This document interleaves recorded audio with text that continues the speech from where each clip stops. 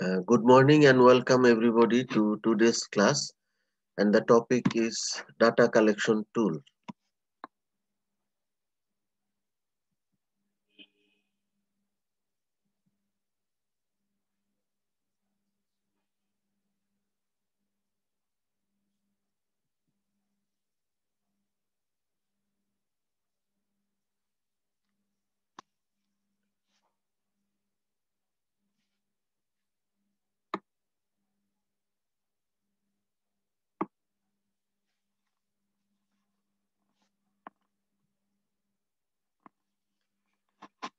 Data collection tools are also called research instruments.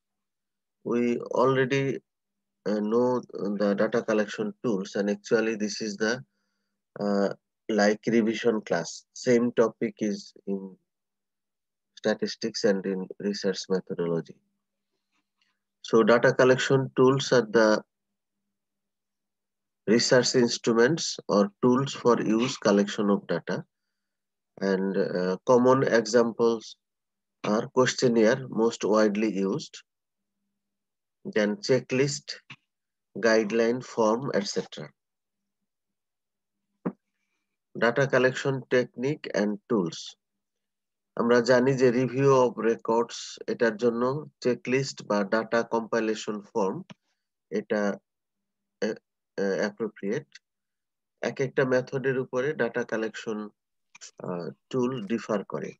তো যদি আমার মেথড হয় রিভিউ অফ রেকর্ডস, তাহলে চেকলিস্ট অথবা ডাটা কম্পাইলেশন ফর্মস এটা হচ্ছে অ্যাপ্রোপ্রিয়েট টুল। যদি আমি অবজারভেশনের মাধ্যমে ডাটা কালেকশন করি, অর্থাৎ আমার মেথড যদি অবজারভেশন হয়, তাহলে চেকলিস্ট হচ্ছে ডাটা কালেকশন টুল। আমি যদি রেসপন্ডেন্টের ইন্টারভিউ এর মাধ্যমে ডাটা কালেকশন করি, তাহলে কোশ্চেনিয়ার অথবা case record form, interview schedule, audio বা ভিডিও রেকর্ডার এগুলো হচ্ছে অ্যাপ্রোপ্রিয়েট টুল। তো ইন্টারভিউয়ের ক্ষেত্রে জেনারেলি কোশ্চেনিয়ার ইউজ করা হয়। আবার যদি পেশেন্টদের বিষয় হয়, সাধারণত রোগীদের জন্য আমরা কেস রেকর্ড ফর্ম, রোগীদের যে কোশ্চেনিয়ার সেটার স্পেশাল নাম হচ্ছে কেস রেকর্ড ফর্ম। এই কোশ্চেনিয়ারকে অনেক সময় ইন্টারভিউ শিডিউলও বলা হয়।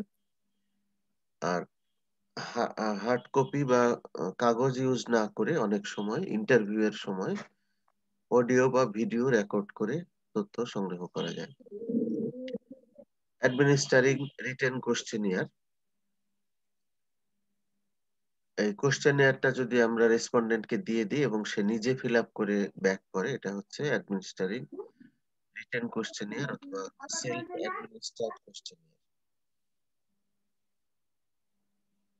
যদি ডাটা কালেকশনের মেথড হয় ফোকাস গ্রুপ ডিসকাশন, তাহলে একটা গাইডলাইন থাকে যে কিভাবে পরিচালনা করা হবে এই ফোকাস গ্রুপ ডিসকাশন। একজন মডারেটর থাকবে, কে কখন প্রশ্ন করবে, কিভাবে উত্তর দিবে, তার একটা গাইডলাইন থাকে। ওইটাই তখন data collection technique.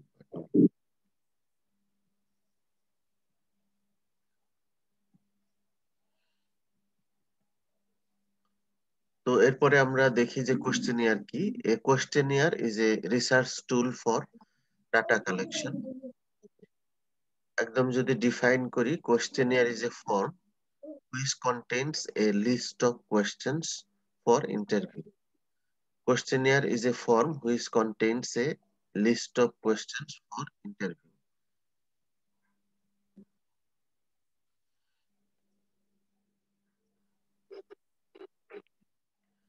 Components of A questionnaire, আমরা যখন একটা কোশ্চেনিয়ার তৈরি করব তার কি কি কম্পোনেন্ট থাকবে। কোশ্চেনিয়ারের মধ্যে অবশ্যই রিসার্চ বা স্টাডির টাইটেলটা থাকবে। একটা ইন্ট্রোডাক্টরি রিমার্কস থাকবে যে কে কি উদ্দেশ্যে এই রিসার্চ করছে, তার একটা ইন্ট্রোডাক্টরি রিমার্কস।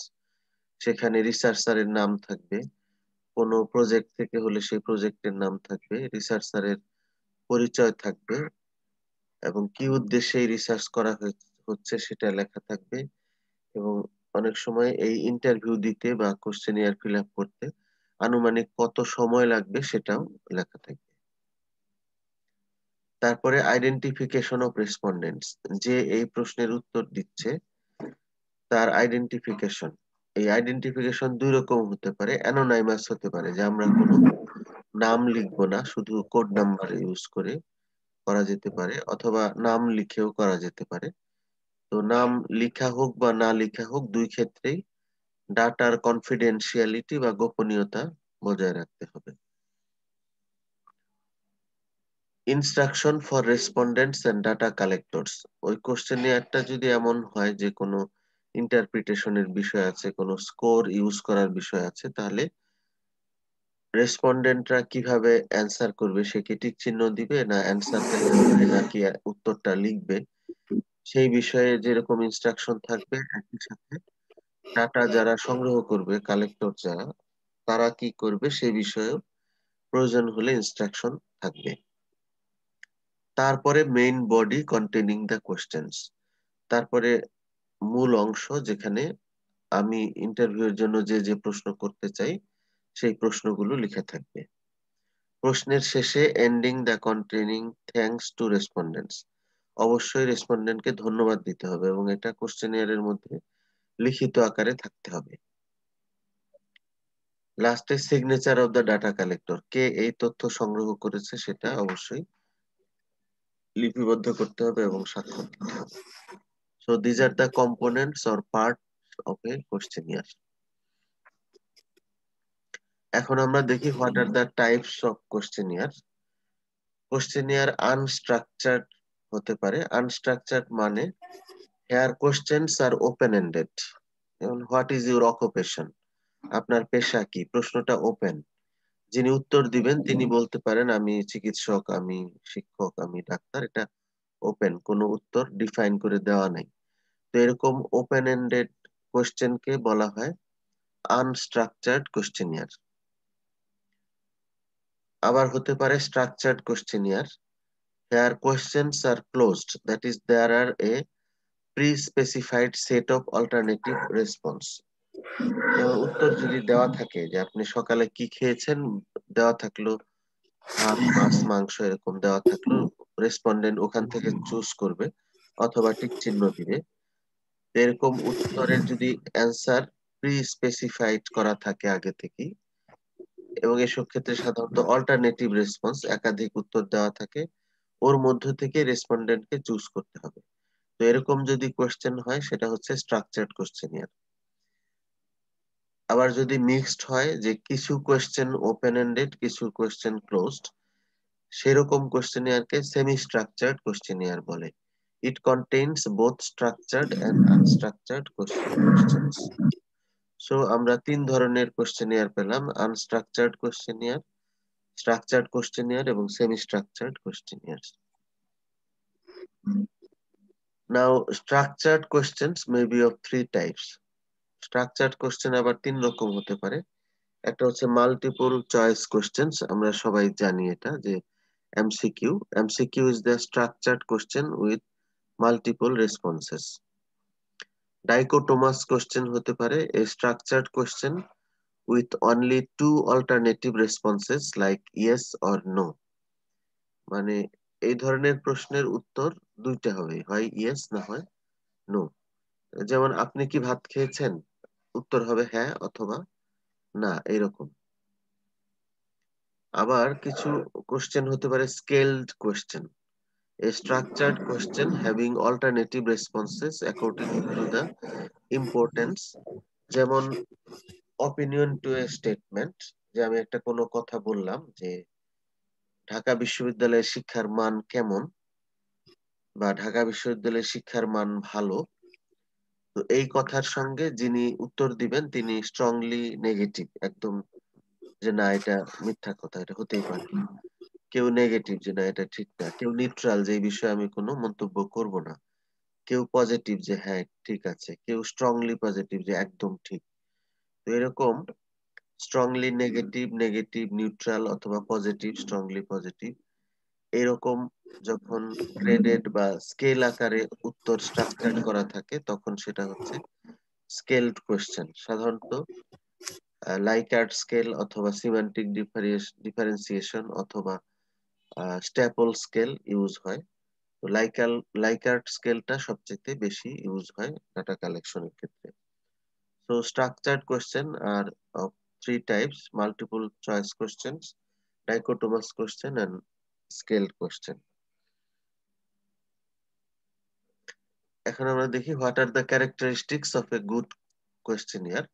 সিম্পলিসিটি, যে কোশ্চেন গুলো কমপ্লিকেটেড হবে না, সাধারণত এক লাইনে সিম্পল ভাবে হবে এবং ওভারঅল কোশ্চেনিয়ারটা সিম্পল হবে। অ্যাপ্রোপ্রিয়েট ওয়ার্ডিং, আমার প্রশ্নগুলো করার সময় লেখার সময় ওয়ার্ডিং গুলো যাতে অ্যাপ্রোপ্রিয়েট হয়।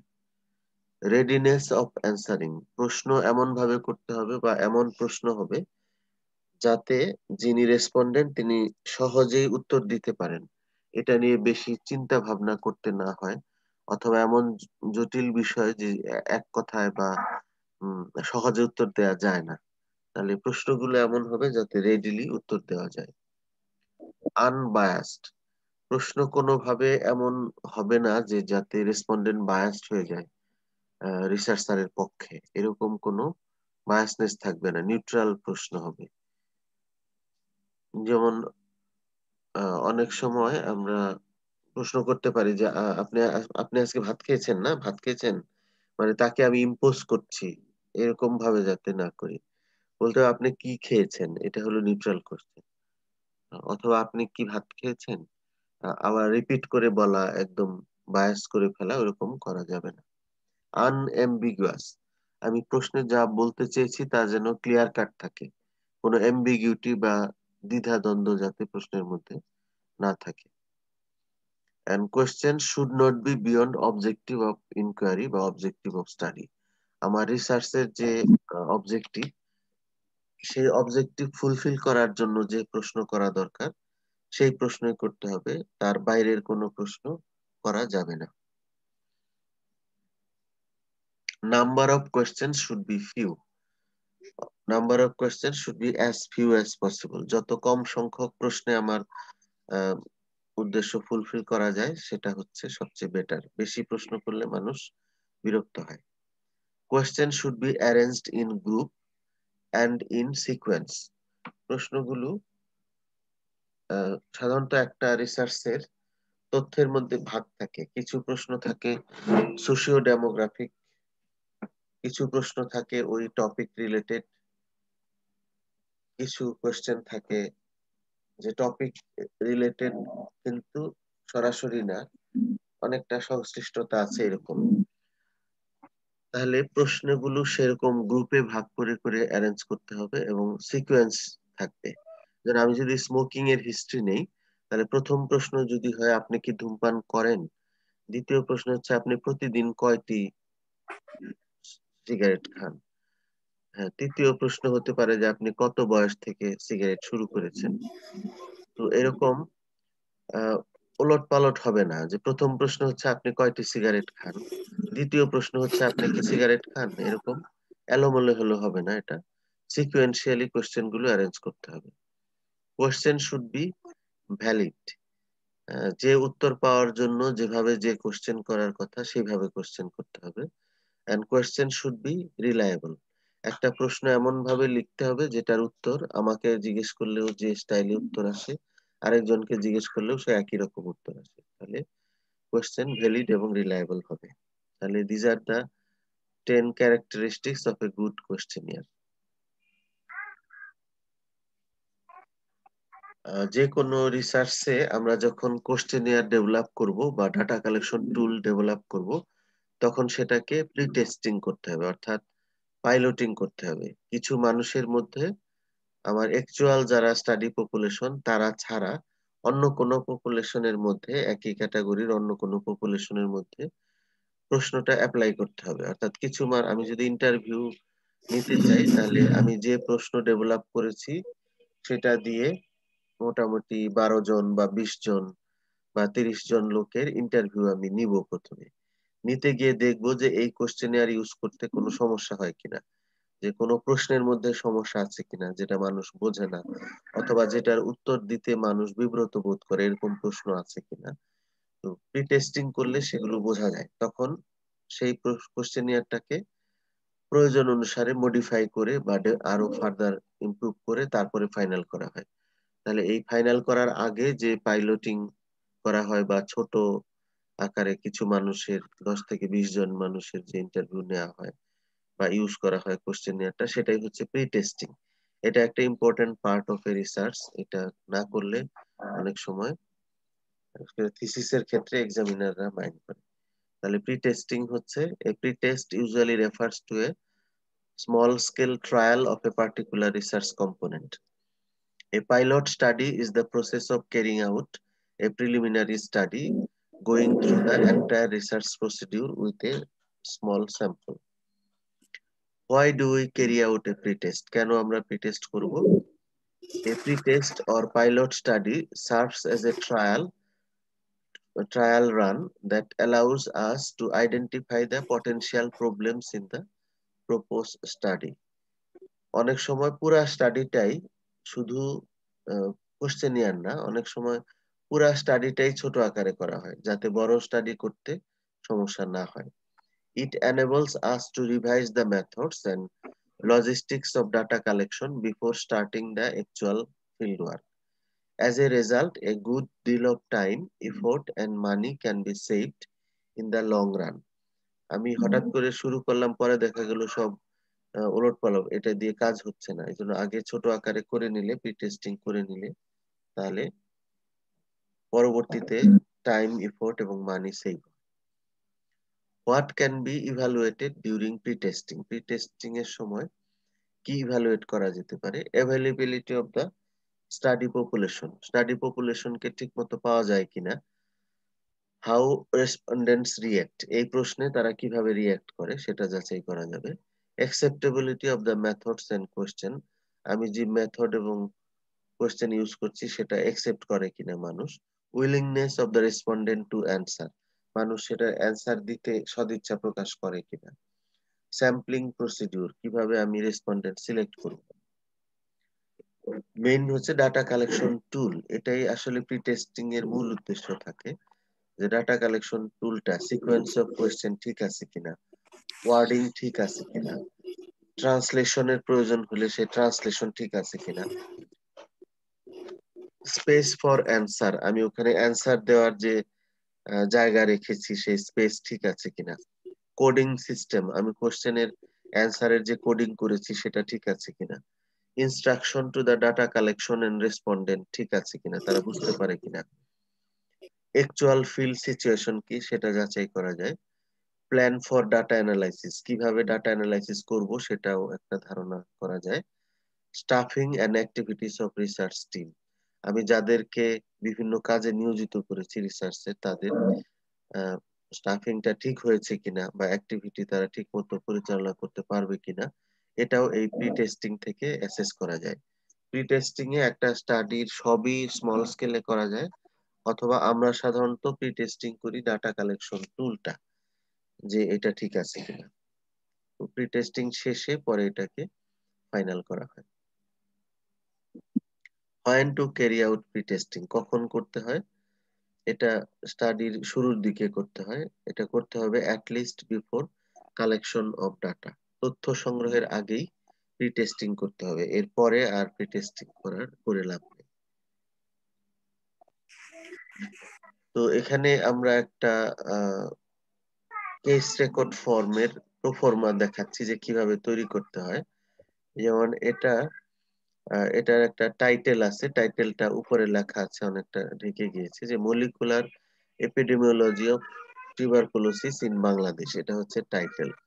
তো অনেক সময় পেশেন্টদের কাছ থেকে বা রেসপন্ডেন্টদের কাছ থেকে যদি যে কনসেন্ট বা সম্মতি পত্র নেওয়া হয়, সেটাও কোশ্চেনিয়ারের শুরুতে দিয়ে দেওয়া যেতে পারে। যেমন এখানে এটা আমারই একটা কেস রেকর্ড ফর্মের নমুনা দেখানো হয়েছে। যেমন এখানে শুরুতে বলা ছিল যে I am doctor Kamruzzaman Khan, research associate, এগুলো লেখা আছে, যে I am conducting a research, title এই, I am collecting information about your disease. This information is in research. This information in the research is confidential. The information will be used only for research and public health purpose. Your valuable opinion will contribute in improving management of patients with tuberculosis in Bangladesh. The interview may take around 10 minutes. তাহলে এইভাবে একটা introduction এবং একই সাথে কনসেন্টের বিষয়টাও আমরা এভাবে লিখতে পারি। তারপরে ওই রেসপন্ডেন্টকে আমরা জিজ্ঞেস করব যে do you agree to participate in interview, সে সাক্ষাৎকার দিতে চায় কিনা। যদি ইয়েস হয় তাহলে ওকে, ইয়েস হলে ফার্দার প্রসিড করব। কেউ নাও করতে পারে যে আমি দিব না ইন্টারভিউ, তাহলে তাকে ধন্যবাদ দিয়ে শেষ করব। এটা গেল একদম ইন্ট্রোডাক্টরি কথা একটা কেস রেকর্ড ফর্মের। তারপরে হচ্ছে মূল কেস রেকর্ড ফর্মের অংশ। এখানে কেস রেকর্ড ফর্ম প্রথমে দেখেন যে আহ, আমার এটা যেহেতু উপজেলা লেভেলের স্টাডি ছিল বিভিন্ন উপজেলায়, তাহলে আমি একটা সিরিয়াল নাম্বার ইউজ করেছি। সিরিয়াল নাম্বারে প্রথমে ডিস্ট্রিক্টের কোড, তারপরে উপজেলা, তারপরে অ্যাকচুয়াল সিরিয়াল নাম্বার এবং আহ, একটা ডেট, কোন তারিখে আমি ডাটা সংগ্রহ করেছি। তারপরে ওটা যেহেতু পেশেন্টের কাশি সংগ্রহের বিষয় ছিল, স্পুটামের ল্যাবরেটরি আইডি নাম্বার, পেশেন্টের নাম, তার মোবাইল নাম্বার বা অ্যাড্রেস। কেন মোবাইল নাম্বার অ্যাড্রেস নিয়েছি? কারণ আমার পেশেন্ট গুলো ফলো আপ করার প্রয়োজন ছিল, পরবর্তীতে আবার যোগাযোগ করার প্রয়োজন ছিল। তো এইভাবে প্রথমে যে অংশগুলো হচ্ছে রেসপন্ডেন্ট আইডেন্টিটি, তার যে আইডেন্টিটির জন্য এই বিষয়গুলো আমি ব্যবহার করছি। তারপরে আমার প্রশ্নগুলো আসছে, যেমন প্রথম পার্ট এ। পার্ট এ তে ছিল যে socio demographic characteristics of the patient. তারপরে দেখেন একদিকে কোশ্চেন ছিল, তারপরে কোডিং ক্যাটাগরি গুলো ছিল, তারপরে কোড নাম্বার ছিল। তো যেমন প্রথম প্রশ্ন ছিল হাউ ওল্ড আর ইউ, আপনার বয়স কত। এটার উত্তর কি হবে? এজ ইন কমপ্লিটেড ইয়ার। এগুলো স্পেসিফাই করে লিখতে হয়। যে একজনের বয়স 6.5, সে কি 6.5 লিখবে? না, তাহলে এটা ফুল ইয়ারে নামটা লিখবে। ফুল ইয়ারে কিভাবে লিখবে? সে যদি 6.5 হয় 7 বছর লিখবে, যদি 6 বছর 2 মাস হয় 6 বছর লিখবে। এইভাবে ডিফাইন করে নিতে হবে। এবং ডান পাশে যে কোড নাম্বার, ওখানে সে 06 বা 07 এইভাবে লিখবে। দ্বিতীয় কোশ্চেন হচ্ছে যে হোয়াট ইজ ইউর জেন্ডার। তাহলে এখানে কোডিং করে নিয়েছি যে আমি 1 নাম্বার হচ্ছে মেল, 2 নাম্বার হচ্ছে ফিমেল। এবং আমি যখন রেসপন্ডেন্ট বলবে যে, বা আমি দেখেই বুঝবো সে মেল না ফিমেল, তখন আমি এক, মেল যদি হয় একের উপরে এন্ড সার্কেল করব, অর্থাৎ বৃত্তায়ন করব, গোল গোল দাগ দিব। যদি টিক চিহ্ন দেই, টিক চিহ্ন দেওয়ার ক্ষেত্রে খেয়াল করবেন যে অনেক সময় এমন ভাবে টিক চিহ্ন দেওয়া হয় যেটা 1 আর 2 এর মাঝখানে। টিক চিহ্নটা কি 2 এর উপর দেওয়া হয়েছে না 1-এর উপর দেয়া হয়েছে, এটা নিয়ে কনফিউশন তৈরি হয়। সে কারণে টিক চিহ্নের চাইতে উত্তরে এন্ড সার্কেল করা বা গোল চিহ্ন দেওয়াটা বেশি অ্যাপ্রোপ্রিয়েট। তাহলে এই ক্ষেত্রে হোয়াট ইজ ইউর জেন্ডার, আমি যখন রেসপন্ডেন্ট উত্তর করবে, যদি মেল হয় তাহলে 1-এর উপরে গোল চিহ্ন দিব এবং ডান পাশের কোড নাম্বারের জায়গায় 1 কথাটা লিখবো। তারপরে তৃতীয় প্রশ্ন যে what is your marital status. এখানে কোডিং করা আছে যে 1 number unmarried, 2 number married, 3 number divorced or separated, 4 number widowed or widower. তাহলে আমার রেসপন্ডেন্ট যদি মেরিড হয় তাহলে আমি 2-এ গোল দাগ দিব এবং ডান পাশে কোড নাম্বারের জায়গায় 2 লিখবো। এই কোডিং গুলো কেন প্রয়োজন হয়? যে ডাটা অ্যানালাইসিস করার জন্য এসপিএসএস এ আমি যখন ডাটা এন্ট্রি করব, তখন এই মেরিড আনমেরিড এই কথাগুলো কম্পিউটার একসেপ্ট করবে না, তখন আমাকে কোড নাম্বার 2 ইউজ করতে হবে। তারপরে 4 নাম্বার প্রশ্ন ছিল যে what is the highest level of education you have completed, শিক্ষাগত সর্বোচ্চ শিক্ষাগত যোগ্যতা কি। তো এখানে একদম 0 থেকে 5 পর্যন্ত কোডিং করা আছে। রেসপন্ডেন্টের ক্ষেত্রে যদি যেটা প্রযোজ্য, যদি গ্রাজুয়েশন প্রযোজ্য হয় তাহলে আমি 4-এ এনসার্কেল করব এবং আমার ডান পাশের বক্সের মধ্যে 4 লিখবো। এইভাবে তাহলে কোশ্চেনিয়ার তৈরি করতে হয় এবং তার অ্যান্সার এইভাবে সংগ্রহ করতে হয়। তো আপনারা যখন কোশ্চেনিয়ার তৈরি করবেন, আমার এই যে যেটা আমি দেখালাম এরকম অর্গানাইজড ভাবে সুন্দর করে এইভাবে তৈরি করবেন, আপনার ক্ষেত্রে যেটা প্রযোজ্য হবে আপনাদের থিসিসের ক্ষেত্রে।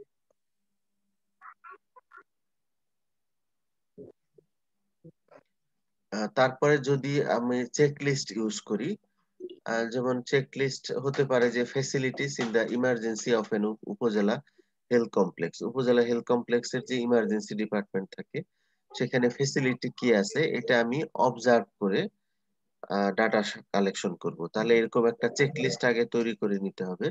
চেকলিস্টে আমার টাইটেল থাকবে, তারপরে উপজেলা হেলথ কমপ্লেক্সের নাম থাকবে, যে ডেটে আমি গিয়েছি সেই ডেট থাকবে। তারপরে এখানে প্রশ্ন করার কোনো দরকার নেই, যেহেতু এটা চেক লিস্ট, এখানে কোনো প্রশ্ন থাকবে না, শুধু পয়েন্ট গুলো থাকবে যে ওখানে ইমার্জেন্সি ডিপার্টমেন্ট, ইমার্জেন্সির সাইনবোর্ড আছে কিনা, ইয়েস অথবা নো। নাম্বার অফ চেয়ার, ওখানে কয়টা চেয়ার আছে আমি লিখে নিব, একটা বা দুইটা। নাম্বার অফ টেবিল লিখে নিব। নাম্বার অফ পেশেন্টস বেড, রোগীর বিছানা কয়টা আছে আমি লিখে নিব। নাম্বার অফ অক্সিজেন সিলিন্ডার কয়টা আছে লিখে নিব। ইমার্জেন্সি ড্রাগস কি কি আছে নামগুলো আমি লিখে নিব। তো যদি চেক লিস্ট হয় তাহলে এইভাবে শুধু প্রশ্ন ছাড়া আমার পয়েন্ট গুলো থাকবে, সেখানে আমি উত্তর তুলে নিব।